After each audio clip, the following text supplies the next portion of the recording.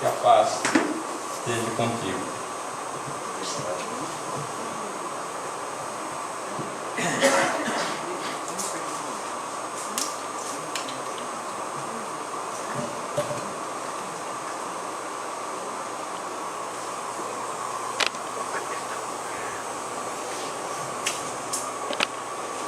Muito boa tarde a todos. Boa tarde.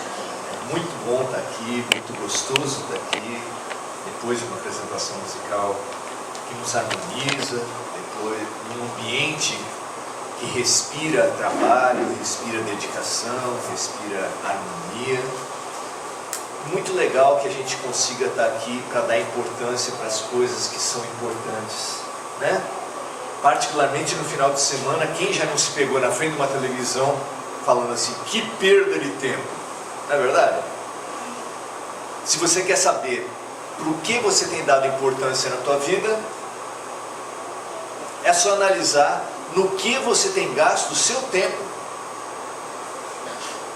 Essa é a questão mais clara e mais óbvia que mostra o grau de adiantamento ou de atraso de uma alma, é o investimento. Não exatamente o investimento bancário, né?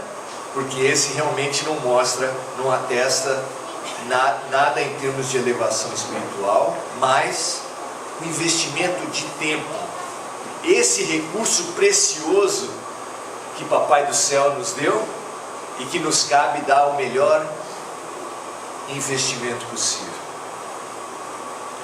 Conta-se que num certo centro espírita, um rapaz que tinha tido os primeiros contatos com o espiritismo se aproximou de um trabalhador experiente, muito angustiado, muito tomado de apreensões, como às vezes acontece com os que começam no processo de uma nova doutrina, cheio de perguntas. E quando ele fazia a sua terceira ou quarta pergunta para esse amigo, ele falou assim: leia o Livro dos Espíritos, aqui você vai se saciar. Um mês depois ele voltou com a tarefa feita. Aí o trabalhador mais experiente orientou assim: leia de novo. 2 meses depois ele voltou com a tarefa pronta. Ainda estava bastante ansioso. E aí o trabalhador mais experiente, que naquele momento fazia o papel de orientador, falou para ele assim: agora estude. 1 ano depois ele retorna a esse orientador somente para agradecer. Essa pequena história fala muito das coisas importantes dentro do nosso processo de emancipação, de elevação, de espiritualização. Porque a gente vem para o espiritismo, nós não nascemos, poucos de nós nascemos em lar espírita.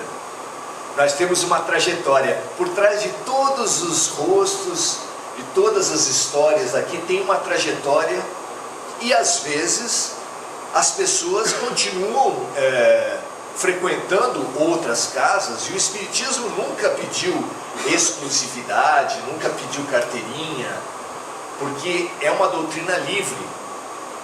Mas é interessante que, vindo da ciência, vindo da filosofia ou vindo da religião, nós trazemos padrões. E é fundamental que nós percebamos que padrões nós trazemos dentro da gente quando a gente aporta, quando a gente aterriza numa casa espírita. Muitas vezes, vindo de uma filosofia, a gente traz o aspecto racional muito desenvolvido. Muitos companheiros querem o estudo, querem buscar a razão, a lógica, inclusive a ciência, e esse não tem um caminho nem um pouquinho diminuído dentro do espiritismo. Mas o padrão da ciência é de fazer as suas descobertas, Que cientista não quer fazer suas descobertas, marcar o seu nome na história? E vir para uma casa espírita com a intenção de marcar o seu nome na história, causa uma certa distorção pelo individualismo, pela necessidade de autoexaltação. Tem isso no Espiritismo? Gente que vem com uma necessidade de se exaltar, de se mostrar, de aparecer. Ah não, no Espiritismo só tem santo, não é verdade? Só se for nessa casa, porque na minha tem de tudo, como em todo lugar que tem todos os seres humanos. Como a gente também vem com o padrão religioso, essa aterrissagem no Espiritismo torna-se muito curiosa.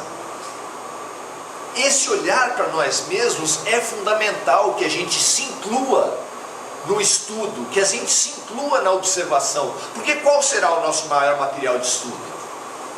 O Livro dos Espíritos? O Evangelho? Sem dúvida são importantes. Mas qual será o nosso maior material de estudo? Se não nós mesmos, se não a vida. Então a gente vem para cá e traz os padrões. Como você já passou por alguma doutrina em que tinha diversas obrigações externas, como por exemplo batizar, crismar, fazer a comunhão, casar, tomar extrema-unção, você vem aqui pensando, qual é o ritual que eu preciso participar? E fica de olho. Aí aparece o que é uma palestra, aparece um passe, a pessoa fala, deve ser isso, né? Passou por outra doutrina em que era importante louvar bastante e pagar o dízimo. E aí a pessoa fala assim, bom, que horas vai passar a sacolinha? Porque eu quero cumprir as minhas obrigações. E nessa ânsia de cumprir as nossas obrigações, que não foram determinadas por Jesus, que não foram estipuladas por Kardec, nós corremos um sério risco, gente. Eu não sei se vocês já ouviram falar do Hospital Esperança. Já ouviram falar? Não precisa procurar na tua cartilha para ver se está no plano de saúde. É um hospital espiritual. Mais precisamente um hospício. Mais precisamente um hospício voltado para os religiosos.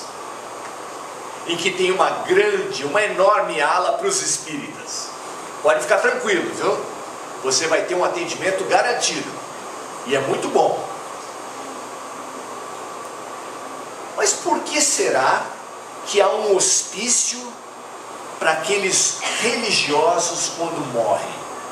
Por que será, hein? Vocês já pensaram a respeito disso? Hermance Dufour descreve esse hospital. Manuel Filomeno de Miranda descreve esse hospital. Diversos autores espirituais nos têm relatado isso. Sabe o que acontece com o religioso? O padrão do religioso é cumprir as obrigações humanas que são prescritas, porque em momento algum Jesus Cristo falou, pagai o dízimo e entrarás no reino dos céus. Quem já ouviu Jesus falar isso? Tomai o passe, ouvir palestra,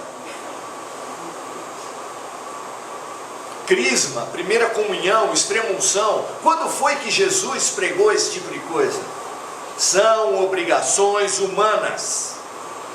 Mas aí a gente cumpre as obrigações humanas, e quando morre, quem cumpriu a vida toda, cumpriu as obrigações humanas, quando morre, morre com que expectativa? Pense comigo. Com que expectativa morre um religioso que cumpriu todas as obrigações? Quem sabe ele contabilizou quantos passes e quantas palestras ele ouviu no Espiritismo. Tapete vermelho, anjo de um lado, anjo do outro, cornetinha na mão, Jesus no final marcando uma audiência com Deus. Não é essa a expectativa? O cara cumpriu tudo, fez tudo o que mandaram para ele. ele quer um lugar privilegiado. Nesse Hospital Esperança está cheio de dirigentes espíritas, cheio de trabalhadores, palestristas então não falta. Tudo louco. Louco por ter alimentado uma expectativa muito grande, por achar que cumprindo as obrigações humanas estaria de bem com Deus. É mais ou menos como eu ter uma dívida com ele e querer pagar com ela. Não, se eu tenho um problema com ele, eu tenho que pagar com ele.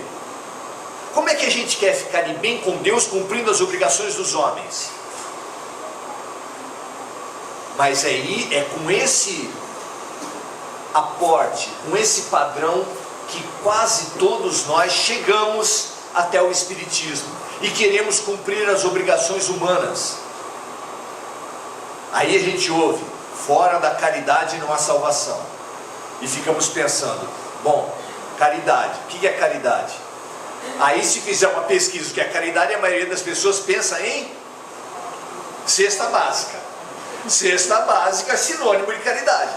Vamos juntar bastante, fazer bastante cesta básica, que nós estaremos no reino dos céus. Seus problemas se acabaram-se, estamos beleza. Tudo bem assim? Será? Será que caridade é isso, gente?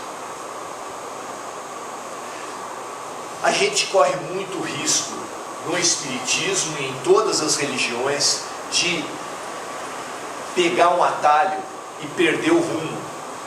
Muito sério isso. Vocês são do tempo de escrever carta? Hoje em dia não se escreve mais carta, né? Mas teve um tempo que a gente escrevia carta, né? Até esperava pelo carteiro para ver se vinha a carta para a gente. É um tempo estranho, os mais jovens não sabem o que é isso. Mas era uma praxe, no tempo que se escrevia a carta, você começar assim: meu caro amigo, meu caro parente, meu caro irmão. Caro quer dizer o quê? O cara custava muito? O quê? Uns 500 reais, 1.500 o cara custava? Era isso? O que é caro? Prezado. Querido, prezado. É uma palavra que caiu em desuso, porque usava-se muito na correspondência. Caridade, gente, é a capacidade de ter as pessoas caras, queridas. O que isso tem a ver com cesta básica? Cobertor, roupa usada, brinquedo estragado. Caridade é sentimento. Você vai na sua Bíblia e vê em Paulo, primeira carta aos Coríntios, capítulo 13, o maior poema que tem no Evangelho. Ainda que eu falasse a língua dos anjos, se eu não tivesse caridade, eu nada seria. Em algumas traduções. Em outras traduções, se eu não tivesse amor. Em João, ele dá uma definição, a definição mais apropriada de Deus. Deus é o quê? Deus é amor. Em algumas traduções, Deus é caridade. Caridade é sinônimo de amor. A vida nos chama a fazer caridade? Aonde? Na casa espírita, é claro. Será? Outro dia eu vi na internet uma charge que achei muito interessante. Está provado que idosos e grávidas dão sono. Vocês sabiam disso? Aí mostra na charge as pessoas, uma grávida e um idoso no ônibus, o ônibus lotado, e todo mundo fazendo que está dormindo para não dar lugar. Aonde é que a gente é chamado à caridade? Na casa espírita também. Fila de banco. A pessoa já juntou em você e começou a falar da vida dela? Parada de ônibus. Qualquer lugar nós somos chamados à caridade. Qualquer lugar. Tem gente que olha para bichos, olha para plantas. Caridade é com planta e bicho também? Francisco de Assis foi conhecidíssimo por ser uma alma que estendeu em muito o amor dele também para o irmão Sol, para a irmã Lua, para o irmão Cachorro, para o irmão Gato. Quem gosta de cachorro aqui? Levanta a mão. Quem gosta de bicho? É um bom exercício para o amor? Quem gosta de planta aqui? É um bom exercício para o amor? Não é um termômetro também? A minha avó falava que tinha gente que tinha um olhar de secar pimenteira. Olhava a planta, já definhava. E tem gente que é o contrário. A planta, vizinha entrega a planta para ela murcha, já morta, já tá, só falta destroçar para usar o vaso. E a planta vai e revive, floresce. Por que será? Emmanuel conta pra gente que há uma escala de amor. Uma escala de amor à disposição de todos nós. Sabe por quê? É fundamental que haja essa escala de amor. Porque quando Jesus proclamou o maior mandamento da terra, o que ele falou? Essa nós precisamos saber de cor, porque cai na prova. Então, como vai ter a prova? Como nós já estamos no momento da prova, todos nós sabemos, não é verdade? Nós já estamos em plena transição planetária. Qual é a matéria que cai na transição planetária? Temos que estar ligado. Porque olha só, nós tiramos 0 na primeira prova. Primeiro bimestre, ó. Segundo bimestre, 0. Terceiro, 0. Quarto bimestre, 0 também. Só está aqui na Terra quem não aprendeu a lição de amor por todos os 40 mil anos do Homo sapiens sapiens na Terra. Nós somos os multi repetentes na escola de Deus. Se a gente não souber o que vai cair na prova agora que a escola deu uma prova de recuperação pra gente, vocês estão do tempo, né? A gente já mal nas 4 provas, ainda tinha uma recuperação no final do ano. Eu sei que espírito é tudo inteligente, tudo dedicado, foi criança maravilhosa, mas um ou outro sabe o que é uma prova de recuperação. Nós estamos em plena prova de recuperação, que a escola nos concedeu depois de ter ido tão mal nos 4 bimestres. Mas nós precisamos saber o que vai cair na prova. E Jesus falou claramente. Os filósofos tinham discutido e continuam discutindo por milênios qual é o sentido da vida. Para que nós estamos aqui na Terra? Jesus resolveu tudo para a gente. Você já pegou uma Bíblia? Você lembra da primeira vez que você já pegou uma Bíblia na mão? Você pega aquele livro grosso, já desanima, fala a verdade. Aí você, quando folheia ele, você vê aquela folha fininha. Aí você fala, nossa, o livro é grosso e a folha é fininha. Aí você abre a Bíblia e vê uma letra pequenininha. O livro é grosso, a folha é fininha e a letra pequenininha. Para completar tem 2 colunas, para aproveitar melhor o espaço. Mas ainda tem coisa pior. Você começa a ler, tem umas palavras que você nunca viu na vida e nunca mais vai ver. Não coloqueis a candeia sob um alqueire. Viu? Viu, gente? Tá? Tá ensinado já? O que quer dizer? Parece hino nacional. Ouviram do Ipiranga às margens plácidas de um povo heróico um brado retumbante. Foi isso? O que eu falei? Gente, eu acabei de falar, não tem nenhum deficiente auditivo aqui. Eu quero que alguém me diga o que eu acabei de falar. Pode falar que é um brado retumbante ouvido das naves.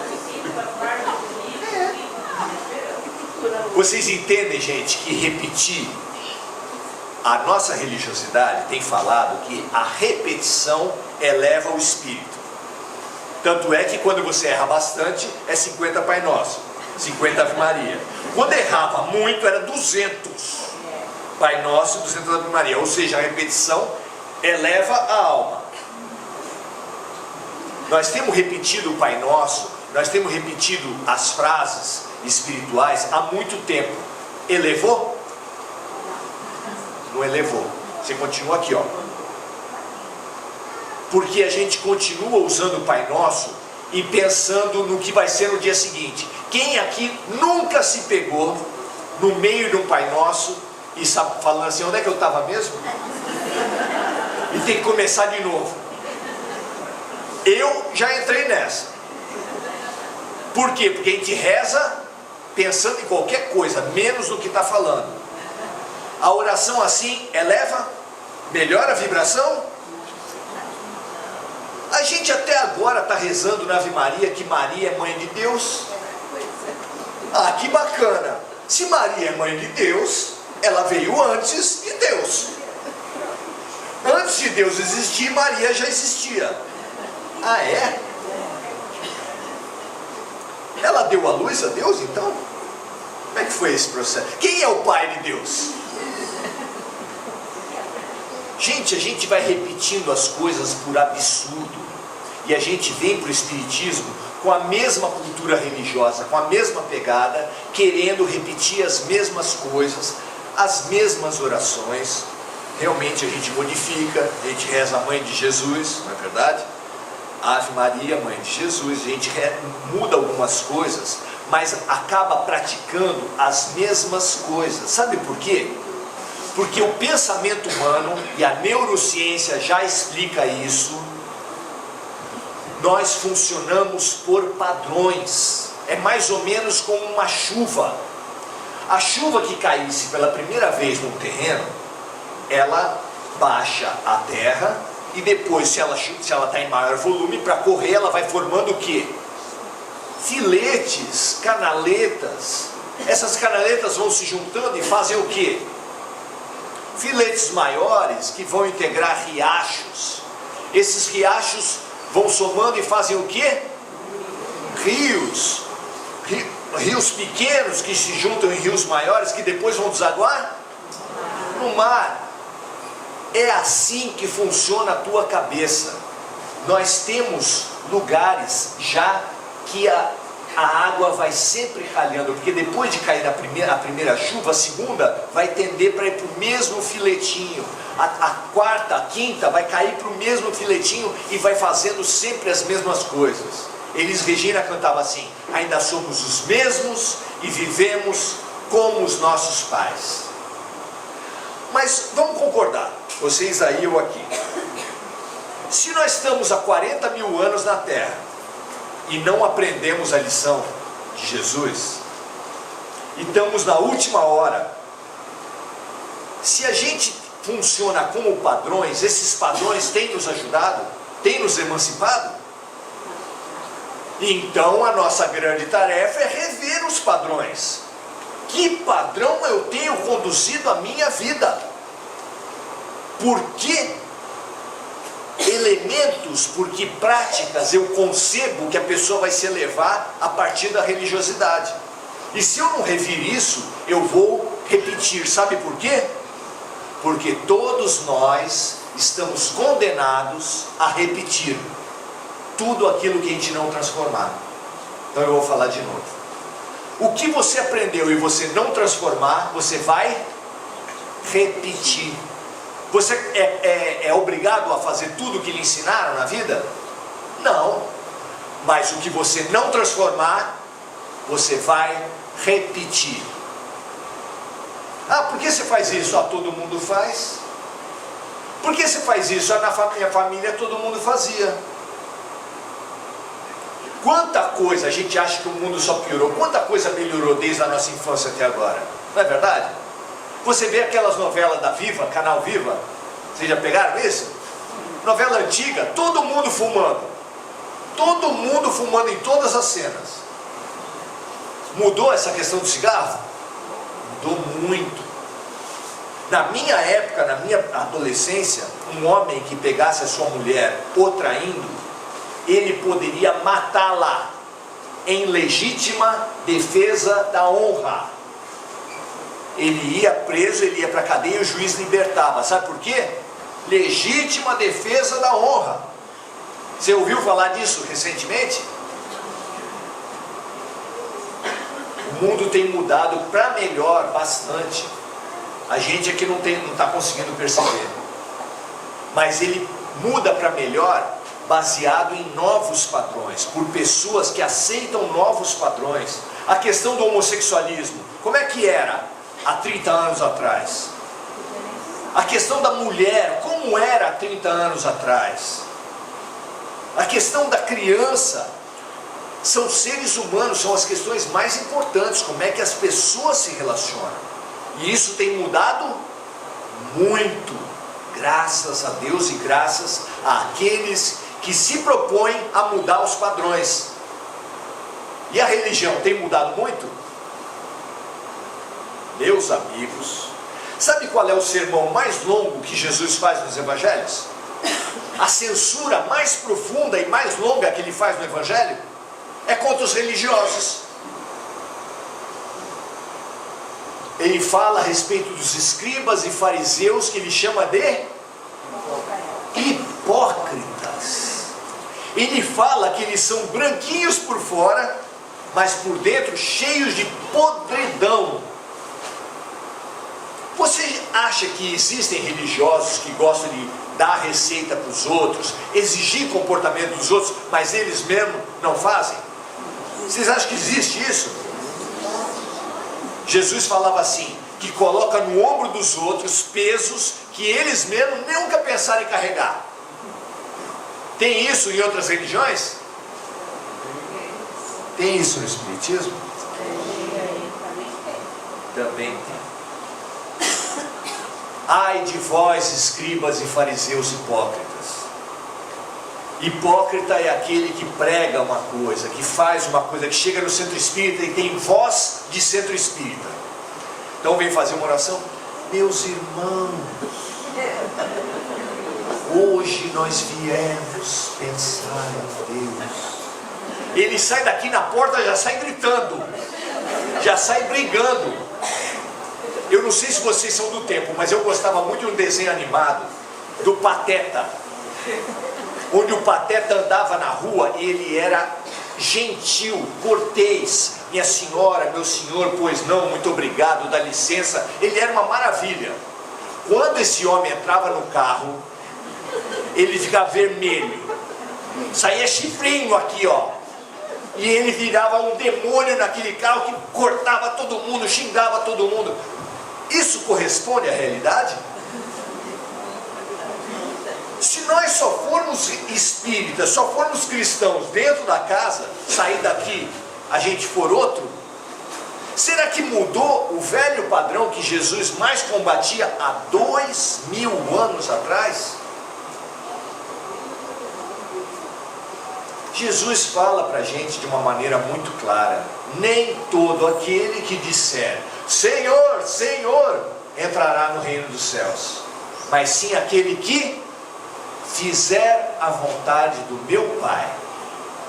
Entre dizer e fazer, o que vale mais segundo Jesus?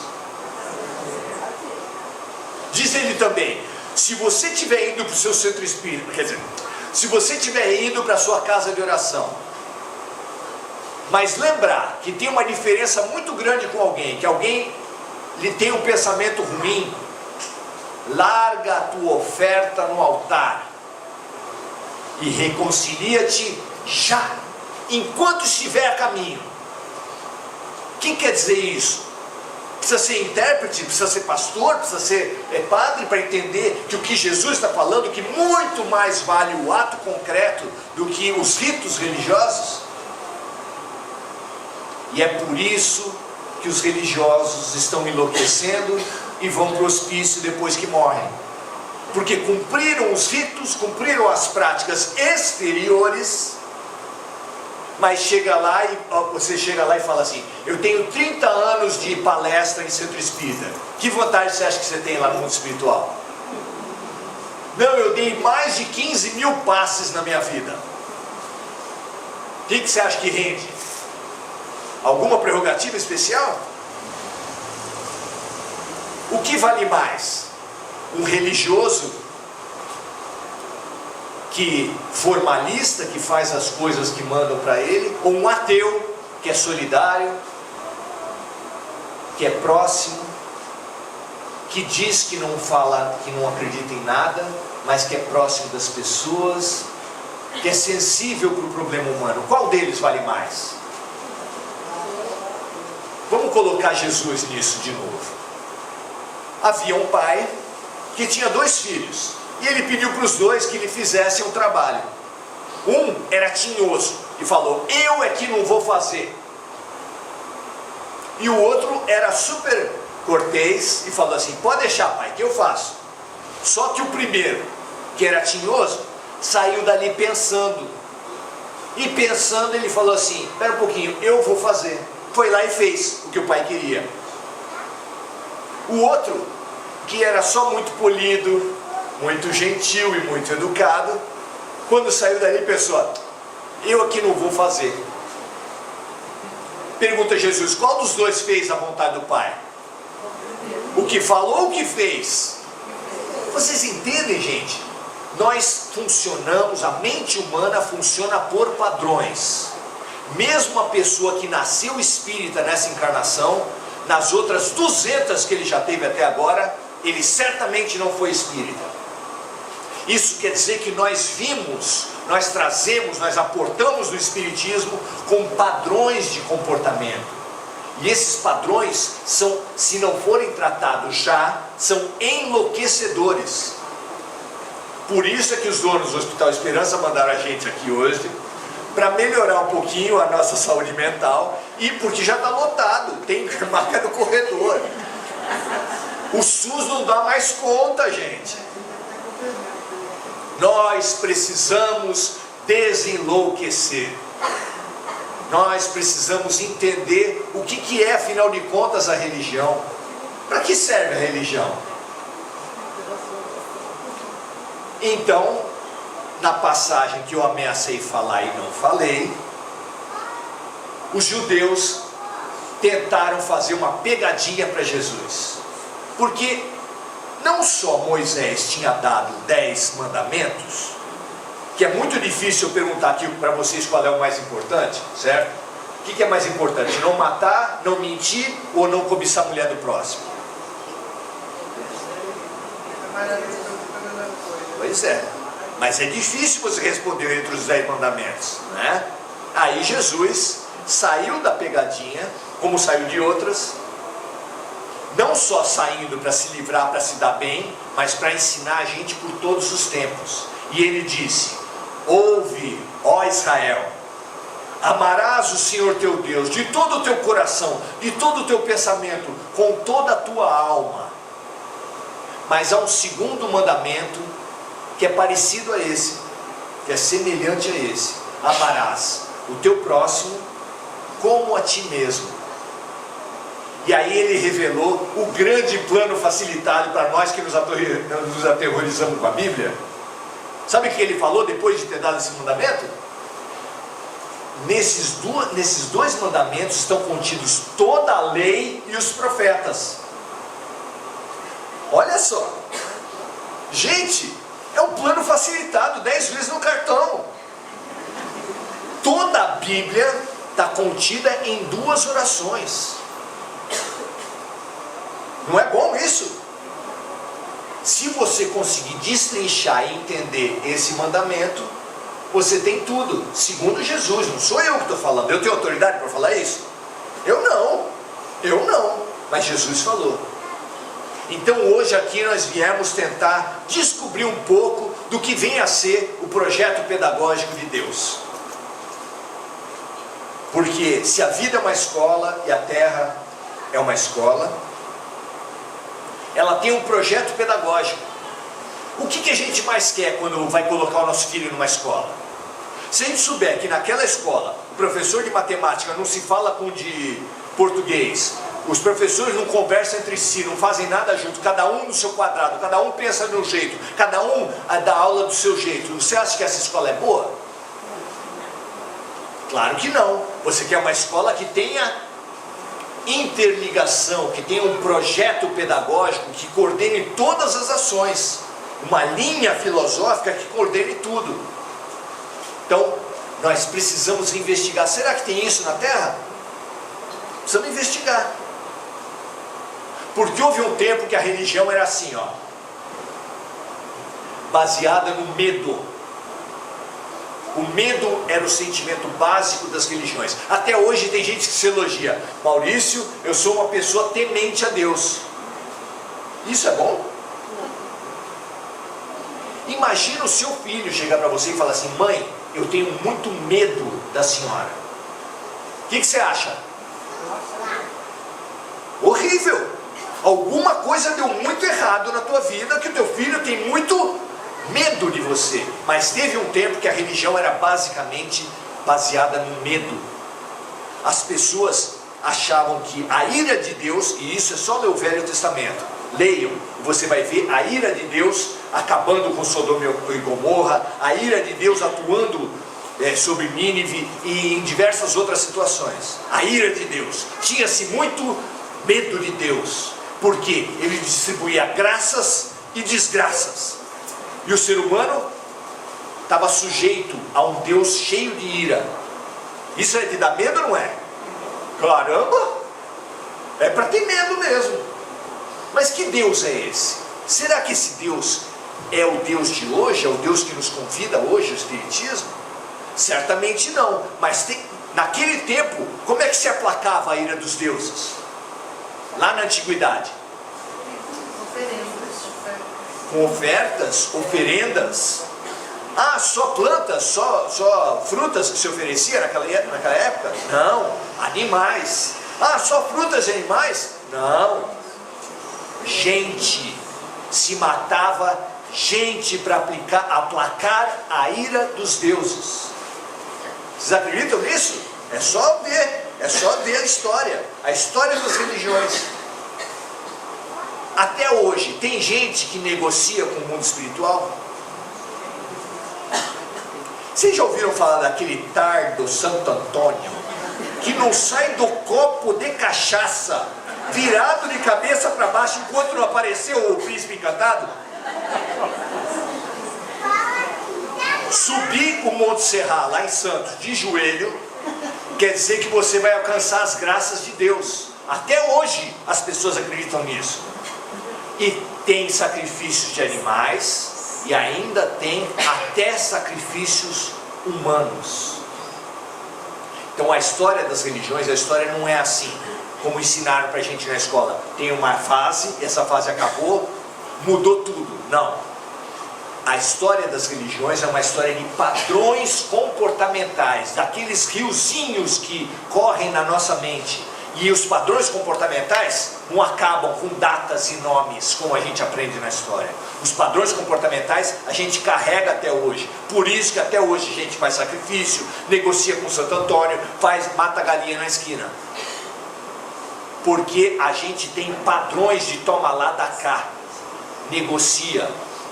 Eu sei que espírita não faz isso, mas tem gente que quando acumula a Mega Sena, o cara está na fila da Mega Sena e fica negociando com Deus. Não, se eu ganhar 40 milhões, eu vou dar R$2.000 para o centro. Eu sou bacana, eu sou legal. E a pessoa vai negociando. Vai dizer que você nunca se percebeu negociando com Deus? Pensa bem, gente, você nunca negociou com Deus? Então isso quer dizer que aquele padrão da antiguidade, 7.000 anos antes de Cristo, ainda prevalece hoje. Aonde? Em algumas instituições, mas acima de tudo, dentro das nossas mentes. Pois esse padrão, ele corresponde à criança, bebê, ao praticamente o recém-nascido. Qual é a brincadeira que a gente faz com o recém-nascido? Eu seleciono duas, que são praticamente universais. Você chega para a criança e brinca de esconder. A criança está comunicando com você, está legal, está rindo, bacana. Aí se esconde dela, ela fica assim, o mundo acabou. Aí você aparece de novo, ela... E a outra brincadeira é bem parecida com essa, é de tirar e colocar chupeta. A criança está bem, está maravilhosa, está rindo, aí você tira a chupeta, ela começa a chorar. Aí você vai, coloca a chupeta de novo, pronto, ainda com lágrima nos olhos, ela começa a rir. Porque o mundo da criança é um mundo simples. Deu o que eu quero, tá bem. Não tem o que eu quero, tá mal. Esse padrão, esse estado de imaturidade mental, é que baseia a religiosidade do toma lá da cá. Até hoje as pessoas acham e rezam para obter as coisas para lhe agradar. Para afastar a sirigaita que está querendo namorar com o filho. 200 mil jovens vão fazer prova do Enem e a pessoa consegue rezar por 500 pessoas internadas no hospital. A pessoa vai para a capela para rezar. Reza por...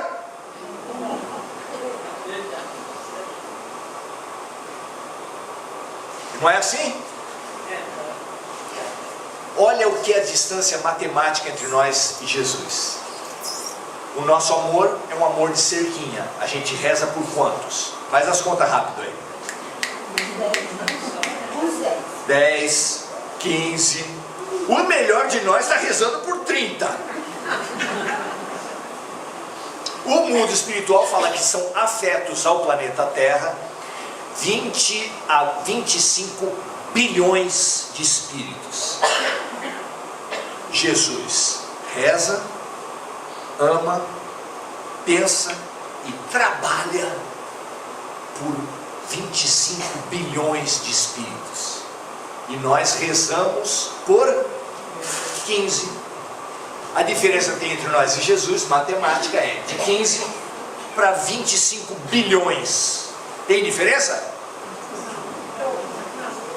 Quase nada. Estou quase alcançando o Schumacher de Ferrari e eu de bicicleta. Está ali, ó. Então, depois de passar essa primeira fase da criança, que tudo quer, no seu tempo, na sua hora, e se não fica de mal com Deus, que tira a chupeta e acha que o mundo acabou e dá a chupeta e ela acha que está tudo bem, que somos nós nos relacionando com Deus nos nossos momentos mais primitivos, que pomos o tarde de Santo Antônio de cabeça para baixo, coitado. Jesus já viu que a humanidade havia caminhado e estava num estágio de maturidade maior. Por quê? Vocês sabem, uma criança vítima de maus tratos, eu sou assistente social, eu faço associação com meu universo. Uma criança vítima de maus tratos, ela às vezes é colocada num abrigo, vocês sabem disso? Antigamente era chamado de orfanato, né? Nesse abrigo, nesse programa de acolhimento institucional, os amores são assim. Tem amor de turno. Meu amor é das 7 da manhã às 11, depois entra outro amor na vida da criança. Aí cada um vai ter um amor. Você acha que funciona isso no abrigo? Pode acolher e pode atender a necessidade afetiva da criança desse jeito? Claro que não. O que a natureza fez? A amamentação. Uma referência física, afetiva, total para a criança. Não é isso que ela precisa? Não inventaram ainda nada melhor do que família, do que mãe para a criança. Pois a tradição da religião primitiva era o politeísmo. O que é o politeísmo? Muitos deuses. Todas as culturas da antiguidade tinham uma enormidade de deuses, uma quantidade absurda de deuses. A primeira cultura a instituir o Deus único, qual foi? Os judeus. Eles foram a primeira a fazer isso abertamente. No Egito já se tinha feito em pequenos círculos, já se tinha feito em algumas culturas iniciáticas, mas abertamente para todos, só os judeus tinham feito. E isso é como pegar a criança do abrigo e colocar numa família adotiva e falar assim: não tem mais mãe de turno não, não tem mais pai de turno não, é uma pessoa só que vai te dar todo o afeto, que vai te dar toda a questão material, que vai te dar todo o colo. Isso não é bom? Tem muita gente que se pergunta por que Jesus foi nascer com aquele no judaísmo, aquelas pessoas tão complicadas. Bom, primeiro que ninguém é santo na terra, mas se você ler o livro fantástico do Espiritismo, um dos livros mais interessantes, que chama-se A Caminho da Luz, autoria Emmanuel e Chico Xavier, você vai entender que na época da transição planetária do país, do planeta, de mundo primitivo para mundo de provas e expiações, lá atrás houve um aporte, houve uma migração, nós recebemos uma migração de extraterrestres. E Maurício, você já está falando de extraterrestre no Espiritismo? Que loucura! O livro é A Caminho da Luz. Também tem Exilados de Capela. Quem quiser, estude. Está lá, claramente colocado. Por quê? Porque a escola de Deus funciona que nem as nossas escolas. Como é que é formada uma turma de escola, uma turma da quinta série? Como é que é formada lá no início do ano? Como é que é? Pega aquelas crianças que da quarta série passaram para quinta. Só isso? Não, esses que vêm de fora. Pega os que vêm de fora. Pega também os reprovados. E aí, a turma é formada com quem vem de fora, com os reprovados e com os promovidos. É assim ou não é? Isso foi há 20 mil anos atrás, quando a Terra passou de mundo primitivo para mundo de expiação e provas. E os exilados de Capela moravam num planeta em que já era de expiação e provas e estava passando para mundo de regeneração. Então ele era da quinta série e estava programado para passar para a sexta. Só que ele... Sabe como é que é? Esse negócio de estudar dá muito trabalho. Não estou afim não. Aí ele não estudou e em vez de ser promovido para a sexta série, ele ficou retido. Só que o planeta dele mudou todo. Toda a classe dele já tinha aprendido as lições. Aí o que ia fazer? Segurar todo mundo na lição velha, só para eles aprenderem? É isso? Não. Eles aqui formem outra turma. E eles vieram então de lá para cá. Vieram para a humanidade, para a Terra, que estava passando de mundo primitivo para expiação e provas. Não é parecido com a escola da gente?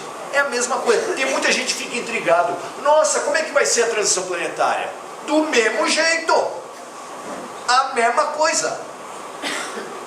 Tudo que você já viveu no universo escolar vai ser repetido agora. É simples. Então, nesse tempo, um dos povos que foram formados pelos exilados de Capela, egípcios, entre egípcios e indianos, um dos povos foram os judeus. E os judeus realmente tinham e têm até hoje uma concepção e um avanço mental fabuloso. Outro dia eu vi uma reportagem quantos prêmios Nobel eles têm. São mais de 50 premiações. Mais de 50 cientistas israelenses já ganharam o prêmio Nobel. Quantos brasileiros mesmo ganharam? Isso, esse número aí. 0. Não é a parte financeira nessa história também, né? Oi? Não é a parte financeira nessa história. Tem a parte financeira, mas eles realmente têm um avanço cultural inegável. Não dá para negar. E aí a gente precisa entender isso. Como é que gente que era muito inteligente veio para a Terra quando só tinha brucutu? Por quê? Porque a evolução espiritual não é só a intelectual. Ela abrange também a moral e a afetiva. E moralmente aquelas pessoas que vieram para cá eram muito ruins. Tem gente hoje na Terra que tem muita inteligência e pouca elevação moral? Tem? Tem?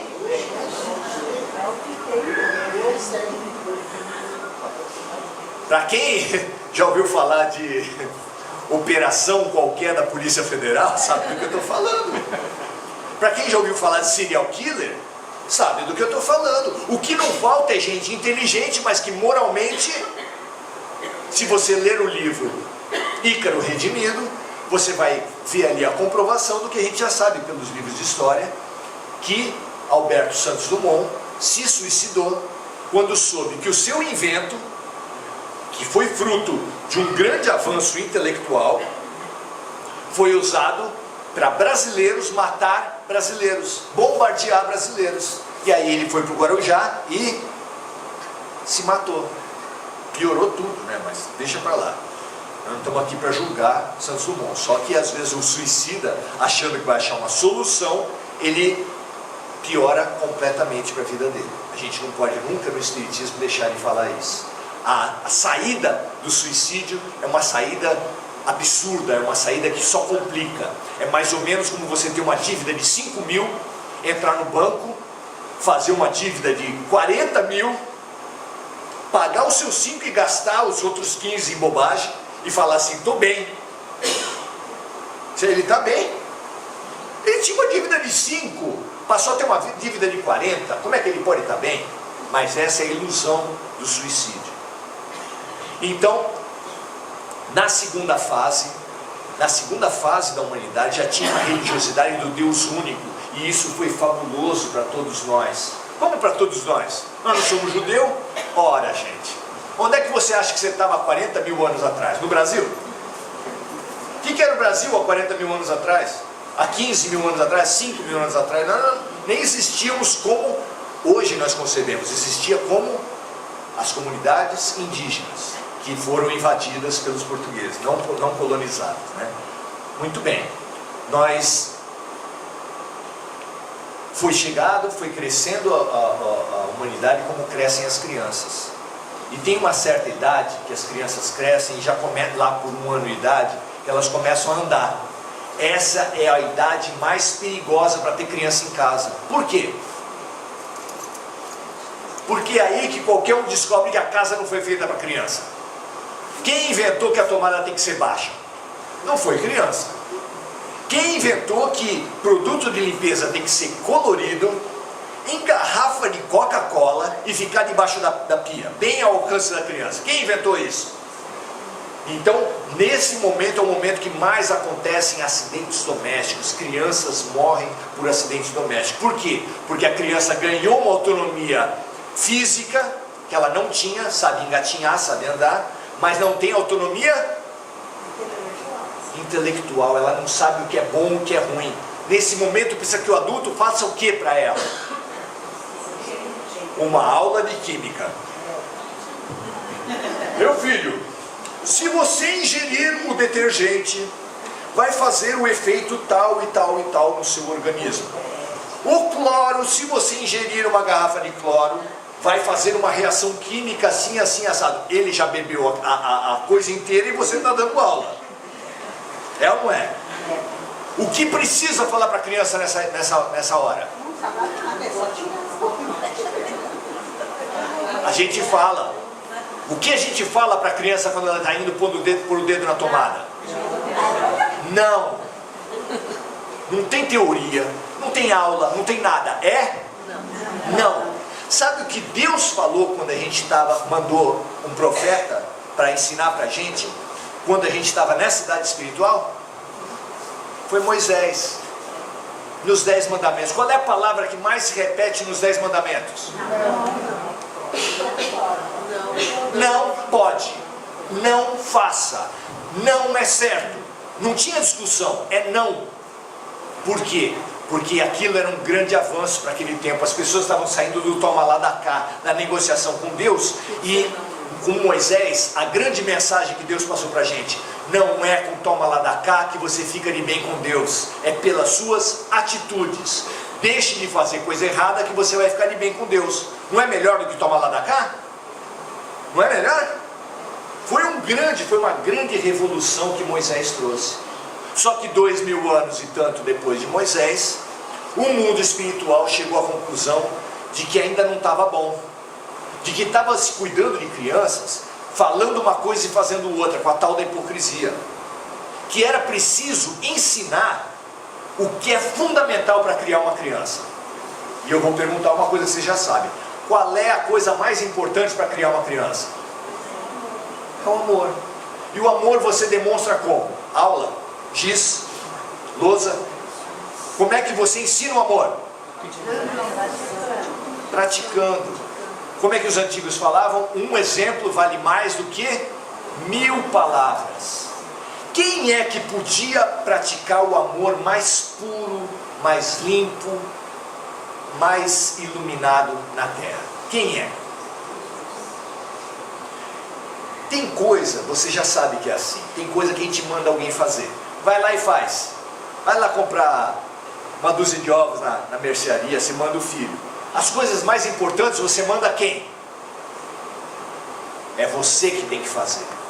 E Jesus falou: agora é comigo, agora sou eu que vou ensinar. Por quê? Porque não era vir falar palavras bonitas sobre o amor, gente. Não foi isso que Jesus veio fazer. Ele veio fazer o quê?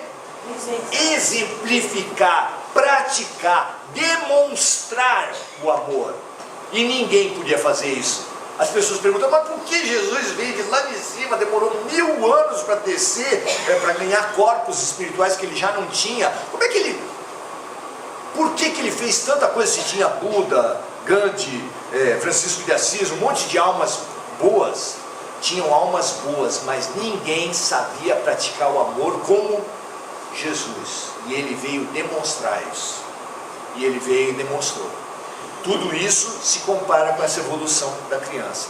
Mas tem uma idade, sei lá, varia de criança para criança, 4 anos, 5 anos, que chega a uma idade dos porquês. Que tempo bom, aí pai e a mãe falam. Antigamente a gente só mandava e ele obedecia. Agora não.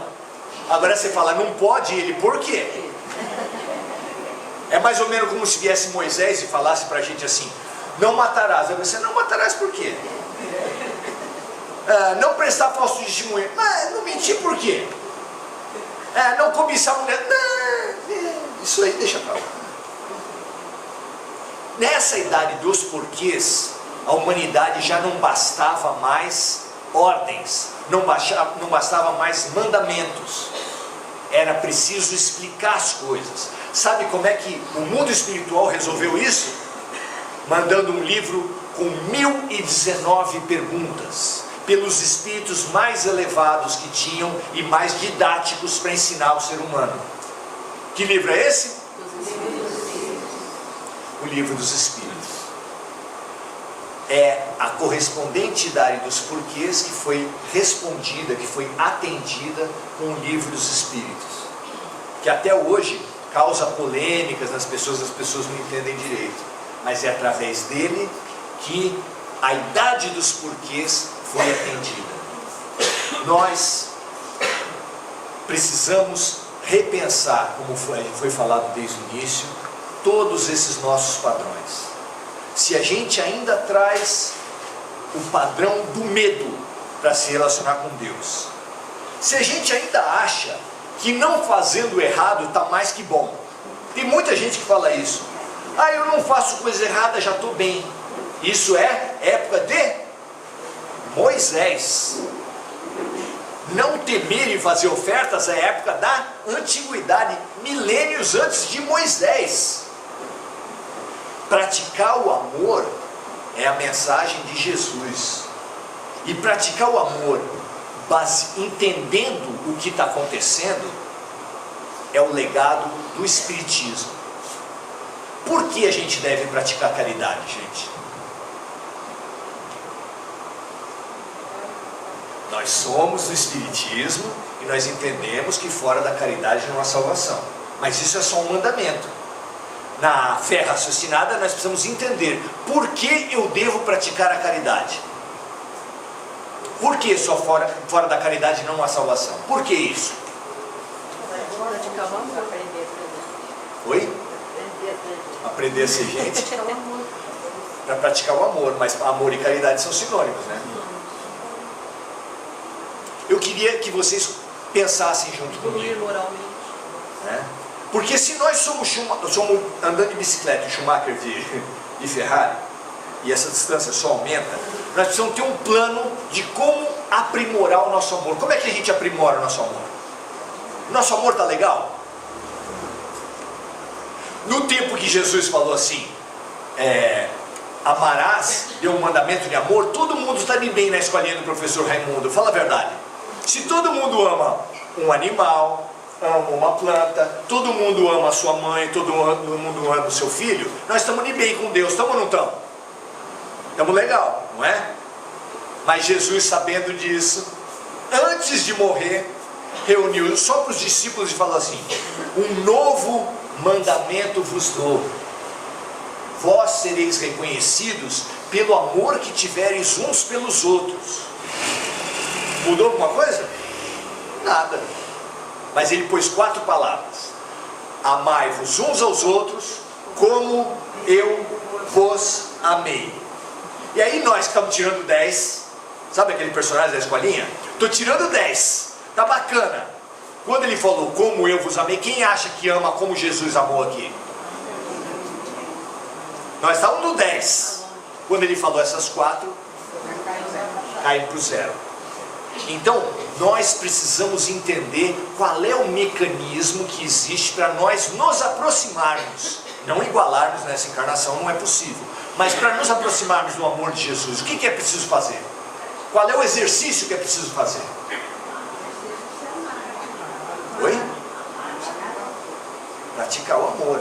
Mas para a gente conseguir ter um amor e praticar um amor melhor, a gente precisa fazer alguns exercícios. E é interessante que a ciência, através da psicologia, e Jesus confluem totalmente. Sabe qual é o grande exercício de amor que Jesus deixou e que a psicologia deixou para a gente? Fazer para os outros aquilo que a gente gostaria que os outros nos fizessem. Esse é um exercício prático que a psicologia chama de empatia. Sabe, você já recebeu um presente que não tem nada a ver com você? Nossa, fulano, esse presente é a tua cara. Aí encontrou ele aqui e dá um skate para ele. Olha, um skate para o senhor. Aí o senhor, é a minha cara? Ou tinha uma liquidação de skate, estava 3 por R$90, o cara falou, nossa, por 30 tá beleza, já vou me livrar dessa. A gente consegue amar alguém sem se colocar no lugar do outro? Um homem ama uma mulher ama um homem, pais amam seus filhos, sem fazer esse exercício de se colocar no lugar do outro. Dá para amar? Sem fazer isso? A gente pode dizer que ama, mas na verdade não ama.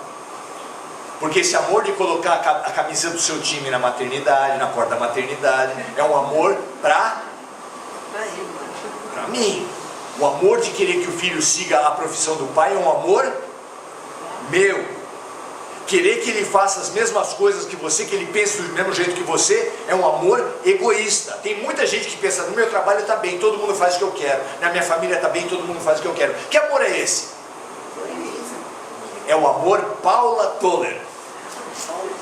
Vocês são seguidores de Paula Toller?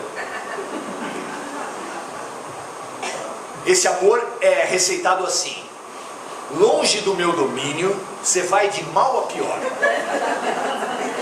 Vem que eu te ensino como ser bem melhor. Eu quero você como eu quero. O amor Paula Toller faz você fazer uma caminhada no meio do mato e achar uma flor linda. Sabe o que você faz? Arranca para colocar no vaso.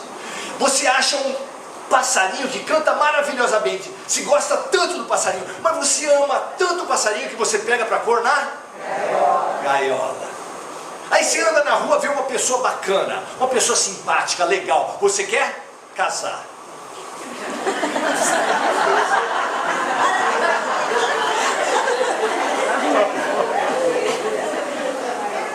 Esse é o amor de cerquinha. É o amor do meu, é o amor do apego. Tem gente que fala assim, meu marido não gosta de mim, nem ciúme tem. Amor para a gente é um amor de cerquinha, é um amor Paula Toller, é o amor do eu, o amor do ego. Para a gente fazer esse exercício que Jesus nos propõe, nós precisamos sair do ego, abandonar o nosso castelo de autossuficiência para falar, eu preciso me colocar no lugar do outro. Uma planta, gente, às vezes você tem uma planta está secando, você não entende por quê.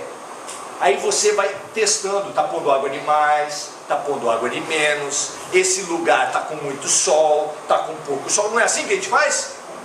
A terra não está adequada, o adubo que eu estou colocando não é bom, você tenta se colocar no lugar dela, porque não dá para falar com planta, eu sei que a gente fala, eu sei, mas é assim, você não ouve muita resposta, né? Assim você fala bastante, mas ouvir da parte dela é difícil ainda, né? Então, sem se colocar no lugar do outro, não é possível a gente aprender a amar. E isso a gente pode treinar com todo mundo. E é bonito a gente treinar.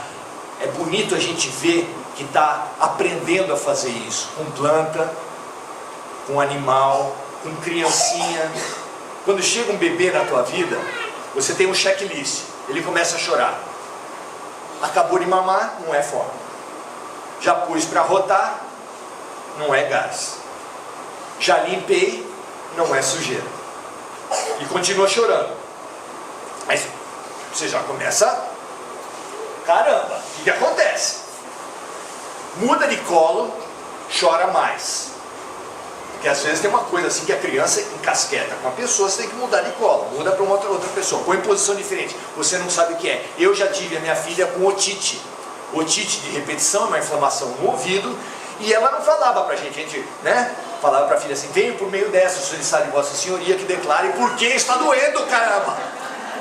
E ela não respondia. E aí a gente vai testando até tentar achar o que era. Até que a gente achou antibiótico, essas coisas todas. Mas o grande exercício da vida é se colocar no lugar do outro. E não dá para fazer caridade, não dá para ter amor se você não se colocar no lugar do outro. Obrigado. Você corre o risco, se você não se colocar no lugar do outro, você corre o risco de achar um pobre na periferia e querer que ele pegue a cesta básica de qualquer jeito. Querer que ele pegue o teu brinquedo de qualquer jeito. Por quê? Porque aquela caridade não é para ele, aquela caridade é para você. Nós estamos atendendo a necessidade nossa e não a dele, porque a gente nem se dignou a perguntar. Escuta, meu amigo, o que você está mais precisando? Dá muito trabalho esse negócio de ouvir. É mais fácil? Toma uma cesta básica. Resolveu o problema de quem, gente? Se você não perguntou, resolveu o problema de quem? Você está entendendo? Jesus falou para a gente fazer para o outro o que a gente gostaria que nos fizesse. Se você estivesse na situação daquela pessoa, o que você gostaria que fizesse? Se você não fizer essa pergunta, você não está se exercitando para o amor. Você não está se exercitando para a caridade. Você não pode fazer um programa de caridade no centro espírita baseado no que você acha que as pessoas estão precisando. A gente precisa ouvir. Jesus, a cada vez que ensinava no seu tempo, ele acabava de ensinar e falava assim: quem tiver olhos de ver e ouvidos de ouvir, que ouça. Aí o mal entendido, o desentendido lê aquela parte e fala assim: naquele tempo era todo mundo surdo, mudo, né? Será que judeu era tudo surdo, mudo? Claro que não, não é isso que Jesus quis dizer. Quer dizer que a gente tem ouvidos, mas não ouve. A gente tem boca, mas não fala, a gente não se comunica com as pessoas. Nós precisamos aprender a nos exercitar para o amor. Outro mal entendido muito grande, que faz as pessoas virem para o Espiritismo, aprenderem a lei de causa e efeito, aprender a lei das reencarnações e achar que é punição de Deus. A coisa que mais se fala do Espiritismo é que reencarnação é resgate, é ou não é? Resgate é assim, ó. Você tem uma dívida, você paga a dívida, você resgatou aquela dívida. Não é esse o pensamento? A gente descobre que Deus é um oficial de justiça. que com o auxílio de força policial, bate na casa das pessoas e começa a cobrar as contas que ela fez. É isso? Será que Deus é isso, gente? Talvez não seja. Talvez a reencarnação tenha um papel que nós ainda não descobrimos. Porque nós vemos a reencarnação, mas estamos retidos lá nos nossos padrões da antiguidade. Vocês lembram da novela Caminho das Índias? Lá nós não aprendemos, muitos de nós já sabíamos, que os indianos conhecem a reencarnação há quanto tempo? Dezenas de milhares de anos. Nós conhecemos há 150. Eles há dezenas de milhares de anos. Sabe que lá é proibido um brahmane, que é a casta superior, ajudar um pária, que é a casta inferior? Você sabia que é proibido? Por que é proibido? Porque o sofrimento é vontade de Deus. É Deus punindo quem errou. Então é moralmente errado alguém amenizar a dor de alguém se ela foi dada por Deus. Não é lógico isso? Não tem lógica? Lógico, é absolutamente lógico. E sabe por que eles não conseguem destrinchar um pouco melhor isso? Porque eles não receberam o aporte da lei maior do mundo, do mandamento maior do mundo, que é o mandamento de amor. Cada pessoa que sofre ao nosso lado não é para ele pagar nada, é para ele se exercitar, e para quem está à sua volta se exercitar para quê? Para o amor, para a caridade. E nós no Espiritismo ainda estamos falando em resgate 2000 anos depois, pior que os indianos. Gente, precisamos rever nossos conceitos, o mundo está mudando. Não é resgate, Deus não é oficial de justiça, não está cobrando conta da gente. Então para que serve a reencarnação? Peguem o pressuposto de Jesus. Aprender a amar é o quê? Se colocar no lugar do outro, não é isso? A gente pode fazer isso nas nossas relações? Você pode fazer isso nas suas relações? Se colocar no lugar do seu filho, da sua esposa, do seu vizinho, da sua sogra, do corintiano que reza muito quando tem... que grita muito quando tem jogo do Corinthians, do seu vizinho, da vizinha de cima. A gente pode se colocar no lugar do outro? De boa vontade? A gente pode. Todo mundo faz isso?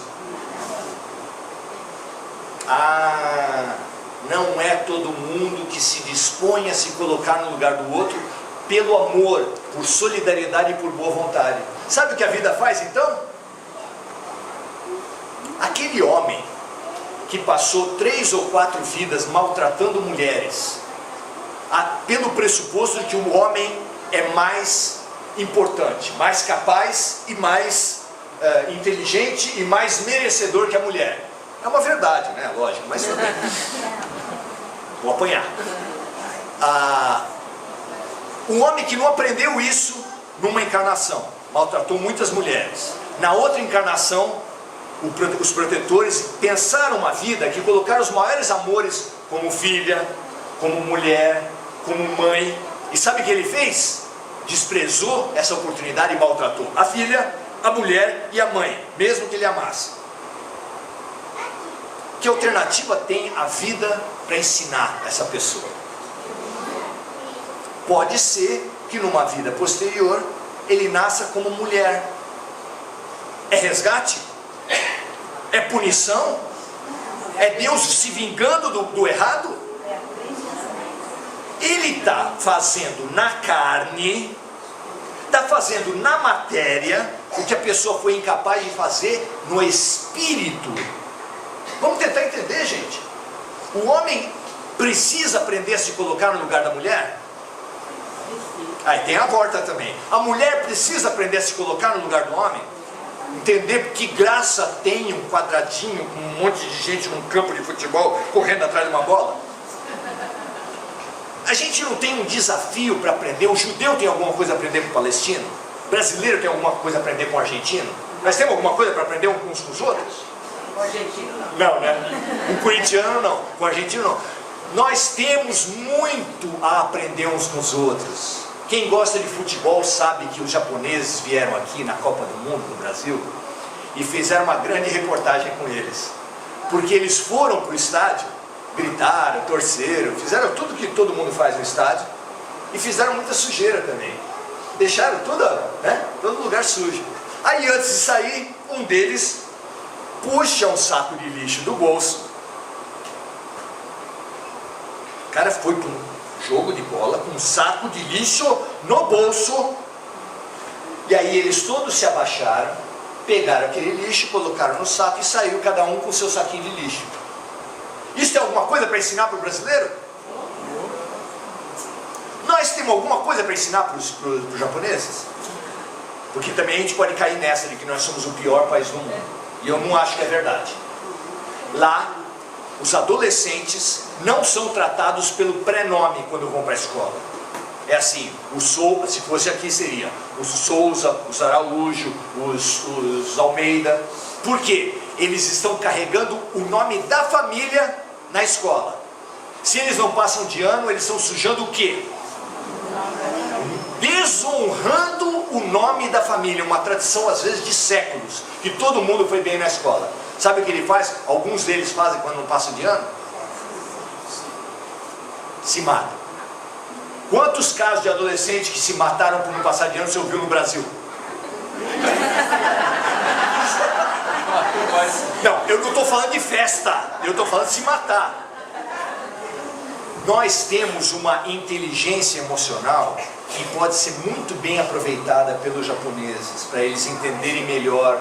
Eles têm um índice de alcoolismo muito maior que o nosso, um índice de suicídio muito maior que o nosso, e eles têm muita coisa para aprender conosco, que somos mais destensionados, mais relaxados e sabemos manifestar a emoção melhor do que eles, que são muito contidos. E a gente tem mais empatia.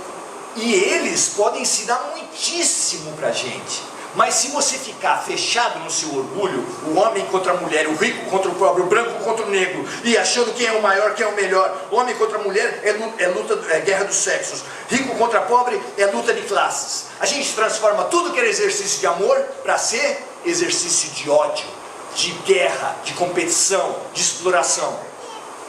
Vocês entenderam? É como você pegar a tua faca de cozinha, que era para descascar abacaxi, e matar alguém. Não! Faca de cozinha é para descascar as frutas. Toda cozinha precisa ter. A gente está usando o exercício que Deus coloca na nossa vida para aprender a amar, para aprender a sair de si e se colocar no lugar do outro, para eliminar, para atacar e para assassinar o diferente. Porque é homossexual, porque é um bandista. Teve aquela menina de Umbanda no Rio de Janeiro, uma menininha que levou uma pedrada na cabeça porque saiu na rua com roupa de Umbanda. Teve o médium também no Rio de Janeiro, que foi dirigir um centro espírita e foi assassinado lá dentro. Até hoje não se sabe porquê. A intolerância ao diferente, como é forte isso, infelizmente. A diferença foi colocada para a gente aprender a se completar uns com os outros. Homem e mulher tem um ponto de integração óbvio, não só no sexo, mas na completude, para criar uma criança, para formar a sociedade e para ver os problemas. A mulher vê de um jeito que, se o homem conseguir perceber, ele enriquece, ele melhora a sua capacidade mental. E a mulher é a mesma coisa, e o rico e o pobre, o branco e o negro. São convites. A solidariedade, a caridade é um convite para a gente se completar. Nós somos incompletos como seres humanos, e nós só vamos nos completar quando a gente conseguir assumir, quando a gente conseguir incorporar os diferentes pontos de vista. O caridoso, o solidário, o amoroso, ele faz isso se colocando no lugar dos outros.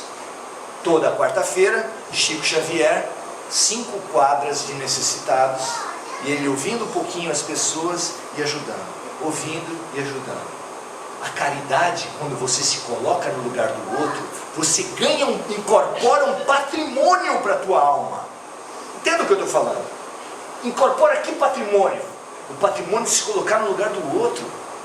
Você ajudou de verdade a sua irmã quando o seu sobrinho entrou nas drogas? Você incorporou a luta, você batalhou com ela, você buscou. Se você fez isso, quando o seu filho, se infelizmente ele caiu nas drogas, você já tinha condições muito melhores, muito mais fortes de incorporar e de resolver aquele problema. Você sabe por que a gente é vacinado? Quem sabe o que é vacina aqui? Vacina é uma palavra italiana, vem de vaca, vacina, é vaquina, uma vaquinha. Eles colocavam o vírus numa vaca, criava os anticorpos, tirava depois o soro e colocava no ser humano, porque aqueles vários anticorpos ajudavam a pessoa a ficar mais forte. Lógico que hoje não é assim, não se assuste. Hoje você coloca poucos vírus num organismo sadio, ele cria glóbulos brancos e o corpo fica pronto para quando vier a doença de verdade ele ter exército para se defender. É precisamente isso que o projeto pedagógico de Deus vai fazendo nas diferentes fases da nossa vida. Ele vai colocando os problemas, você vai se fortalecendo com os problemas e você vai ficando cada vez mais capaz de ser feliz, capaz de enfrentar a vida. Se você aceitar os convites da vida, se você não dormir no ônibus quando entrar grávida e o idoso, se você acolher aquelas pessoas que pedem ajuda à tua volta e fizer o exercício de se colocar no lugar delas. A cada movimento que você fizer, se deslocar do seu eu para acolher o problema do outro, você está ficando mais forte, é uma vacina a mais.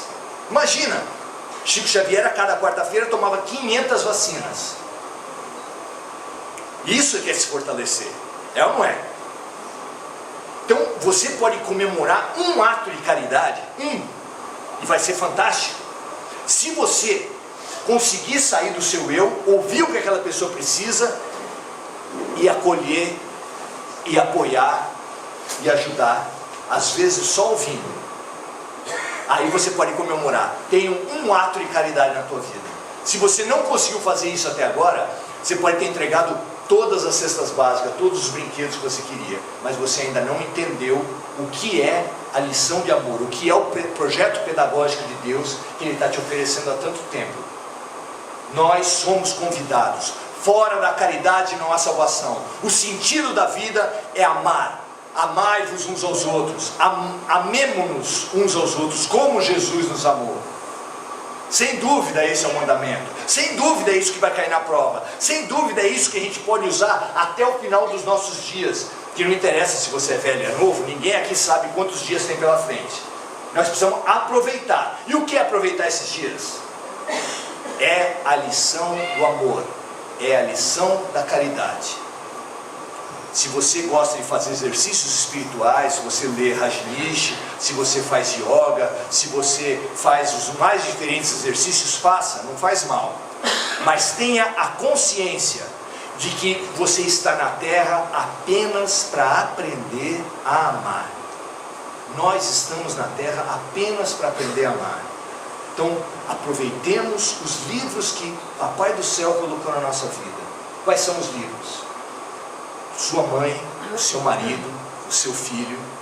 Use essas pessoas para se colocar no lugar delas. Conseguindo fazer isso com elas, faça no ônibus, faça no trabalho, faça no trânsito. Seja o mesmo pateta na calçada do que dentro do carro. Viva o amor o máximo que você puder. Essa é a grande missão, essa é a grande oportunidade que nós ainda temos nesses anos que nos faltam até a transição planetária. Que a gente saiba aproveitar da melhor maneira possível. Obrigado.